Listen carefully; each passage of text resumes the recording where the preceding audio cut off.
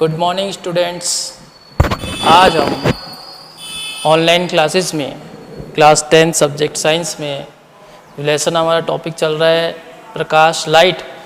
उसी में आज हम आगे जो उसका भाग 4 है पार्ट 4, उसमें हम अगले बिंदु पढ़ेंगे अवतल दर्पण में बिंब यानी वस्तु की विभिन्न स्थितियों में प्रतिबिंब निर्माण। कि अवतल दर्पण में किस प्रकार अलग अलग तरीके से वस्तुएं आप रखेंगे और उसमें प्रतिबिंब का निर्माण कैसे होगा।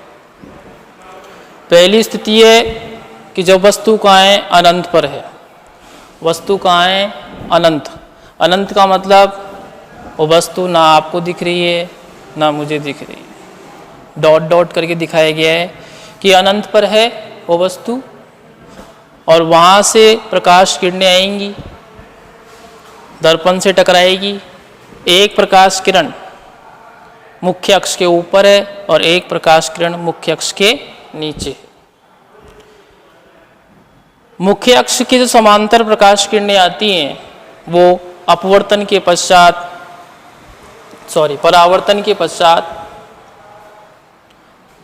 परावर्तन के पश्चात जिस बिंदु से मिलेंगी, जिस बिंदु पर मिलेगी वो है फोकस बिंदु। तो जब अनंत से प्रकाश किरणें आती हैं तो वो जिस बिंदु पे मिलती है वो है फोकस बिंदु, और दोनों प्रकाश किरणें जब मिलेगी तो यहाँ प्रतिबिंब निर्माण होगा। अर्थात जब वस्तु अनंत पर है तो परावर्तन के पश्चात फोकस बिंदु पर ही क्या बनेगा, प्रतिबिंब का निर्माण होगा।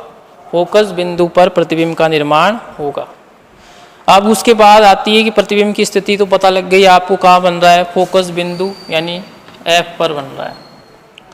उसके बाद आता है प्रतिबिंब का आकार, कि वस्तु अनंत पर है, आपको आकार पता नहीं है उसका, लेकिन जो यहाँ प्रतिबिंब का आकार बनेगा वो अत्यंत छोटा बनेगा, अर्थात वस्तु से बहुत ही बिंदुवत जिसे आप कह सकते हैं वैसा बनेगा।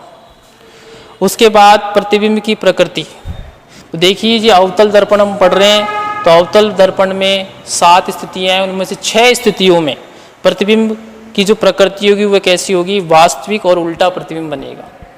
वास्तविक का मतलब है कि ऐसा प्रतिबिंब जिसका जो इमेज है उसको हम पर्दे पे प्राप्त कर सकते हैं।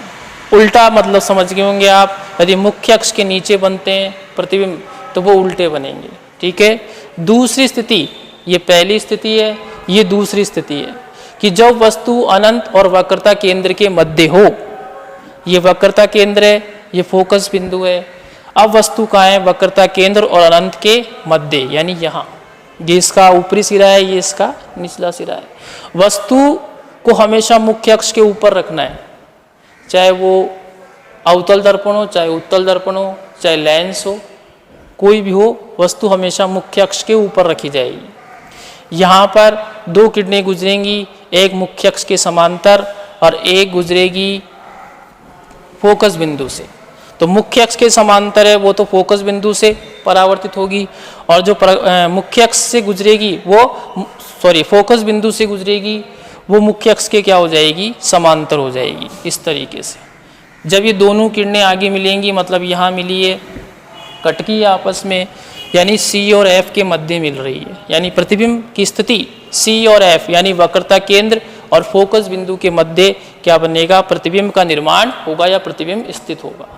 इसका दूसरा है कि प्रतिबिंब का आकार। तो अभी भी आप देखेंगे कि जो बिंब है उसके आकार से छोटा है, अर्थात वस्तु से छोटे आकार का प्रतिबिंब का निर्माण होगा।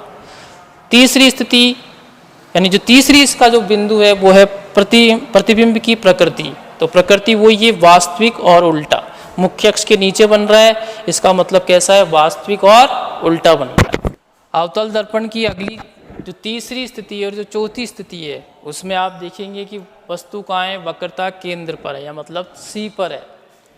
तो वक्रता केंद्र पे वस्तु है तो 2 प्रकाश किरणें गुजरेंगी, एक मुख्य अक्ष के समांतर, एक फोकस बिंदु से।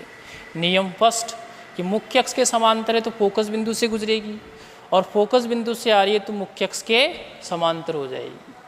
तो जब ये दोनों किरणें मिलेंगी तो जिस बिंदु पर यानी वक्रता केंद्र पर वस्तु थी उसी बिंदु पर प्रतिबिंब का निर्माण होगा, और जितने आकार की वस्तु है उतने ही आकार का प्रतिबिंब निर्मित होगा। दिस इज इम्पोर्टेंट कि जैसा सी पर वस्तु है तो सी पर ही प्रतिबिंब बन रहा है। वस्तु का आकार जितना है उतना ही प्रतिबिंब का आकार है। प्रकृति तो वही है, वास्तविक और उल्टा, क्योंकि मुख्य अक्ष के नीचे बन रही है, इसका मतलब है वास्तविक व उल्टा प्रतिबिंब बनेगा। चौथी स्थिति कि जब वस्तु सी का मतलब वक्रता केंद्र, एफ यानी फोकस बिंदु या मुख्य फोकस के मध्य हो वस्तु, तो प्रतिबिंब देखिए कहाँ है, वस्तु कहाँ पर है, सी और एफ के मध्य, एक मुख्य अक्ष के समांतर एक फोकस बिंदु से। बहुत सिंपल है, फोकस बिंदु जो मुख्य अक्ष के समांतर है वो फोकस बिंदु से गुजरेगी और जो फोकस बिंदु से आ रही है वो मुख्य अक्ष के समांतर हो जाएगी। पीछे की ओर चल इनको मिलाएंगे तो ये कटेंगी दोनों किरणें। तो जहाँ पे सी से परे अर्थात सी के बाद में, समझ रहे हैं बात को आप, सी के बाद में बनेगा, जहाँ पे प्रकाश किरणें मिलती हैं वहीं प्रतिबिंब का निर्माण होता है।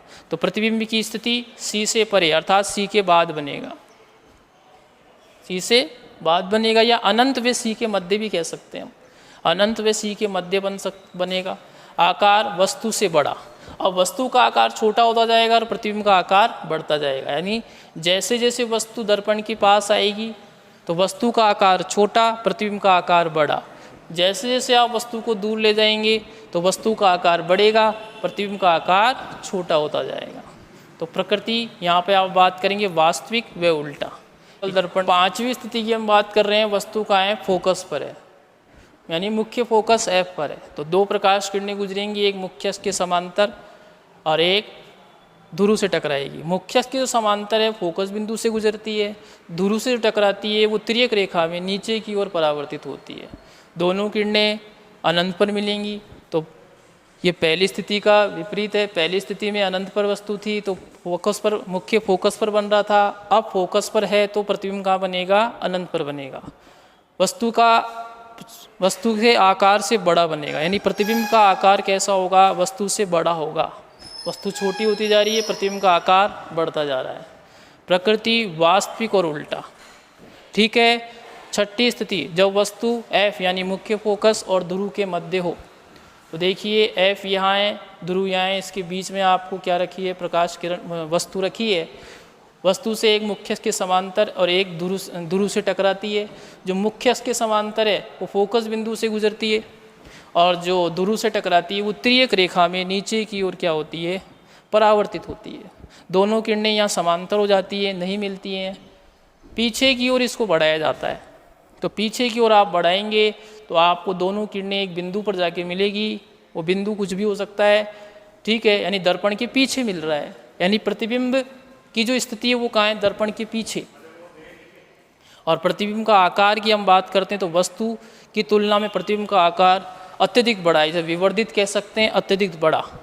यहाँ एक चीज़ नोट करने की वो ये है कि अभी तक जो 5 स्थितियों में पढ़ा वहाँ पे हमने प्रकृति कैसी पढ़ी है, वास्तविक और उल्टा, जबकि जो छठी स्थिति है उसमें प्रकृति कैसी हो जाएगी, आभासी और सीधा। आभासी प्रतिबिंब का जो इमेज है, छाया है, वो आप पर्दे पे प्राप्त नहीं कर सकते। सीधा इसलिए कहा गया है कि मुख्य अक्ष के ऊपर बन रहा है।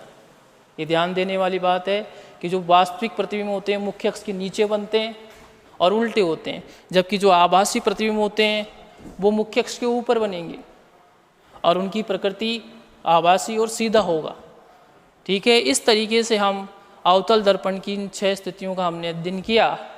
इसके बाद हम अगली जो ऑनलाइन हमारी जो क्लास होगी उसमें हम उत्तल दर्पण की 2 स्थितियाँ प्लस उससे संबंधित दर्पण सूत्र और आंकिक प्रश्नों की चर्चा करेंगे।